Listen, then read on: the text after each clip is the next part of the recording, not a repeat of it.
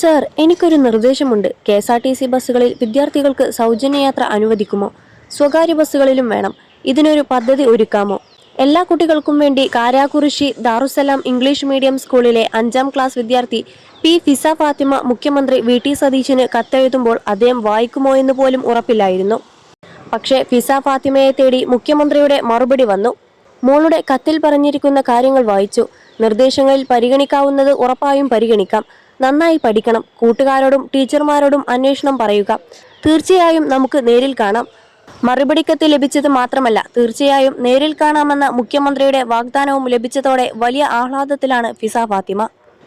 അതോടൊപ്പം ഇ ശ്രീധരന്റെ അതിവേഗ റെയിൽ പദ്ധതി നടപ്പിലാക്കാൻ തീരുമാനിച്ചിട്ടില്ലെന്നും പഠിക്കാൻ സമിതിയെ നിയോഗിച്ചതാണെന്നും മുഖ്യമന്ത്രി വി.ടി. സതീശൻ. പഠിച്ച ശേഷം മാത്രം തീരുമാനമെന്നും മുഖ്യമന്ത്രി കൂട്ടിച്ചേർത്തു. വാർത്താ സമ്മേളനത്തിലാണ് മുഖ്യമന്ത്രി ഇക്കാര്യം അറിയിച്ചത്. അതേസമയം ഇ ശ്രീധരന്റെ അതിവേഗ റെയിൽപാത പദ്ധതിയെക്കുറിച്ച് പഠിക്കാൻ വിദഗ്ധ സമിതിയെ നിയോഗിച്ചതായി സംസ്ഥാന സർക്കാർ അറിയിച്ചിരുന്നു. ഗതാഗത സെക്രട്ടറി അധ്യക്ഷനായ 4-അംഗ സമിതിയെയാണ് വെച്ചത്. റെയിൽവേ മേഖലയിലെ വിദഗ്ധർ ജെ. വിനയൻ, ധനകാര്യ വിദഗ്ധർ ഡോക്ടർ സി. വീരമണി, പരിസ്ഥിതി പ്രവർത്തകൻ ശ്രീധർ രാധാകൃഷ്ണൻ എന്നിവരാണ് സമിതിയിൽ ഉള്ളത്. 21 ലക്ഷത്തോളം സന്തുഷ്ടരായ ഉപഭോക്താക്കളും 2 ലക്ഷത്തോളം തിമിര ശസ്ത്രക്രിയകളും പൂർത്തിയാക്കിയ മലബാറിലെ ഏക കണ്ണാശുപത്രി Alsalama high hospital, hospital road, Perinthalmanna. K റെയിലിനെ ശക്തമായി എതിർത്ത പരിസ്ഥിതി പ്രവർത്തകനായിരുന്നു ശ്രീധർ രാധാകൃഷ്ണൻ.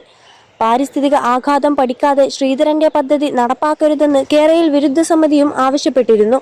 കഴിഞ്ഞ ദിവസം ശ്രീധരനുമായി നടത്തിയ കൂടിക്കാഴ്ചയിൽ 15 ദിവസത്തിനുള്ളിൽ സർക്കാർ തീരുമാനമെടുക്കുമെന്ന് മുഖ്യമന്ത്രി വ്യക്തമാക്കിയിരുന്നു. തുടർന്നാണ് ഇന്നത്തെ വാർത്താ സമ്മേളനത്തിൽ മുഖ്യമന്ത്രിയുടെ അറിയിപ്പ്.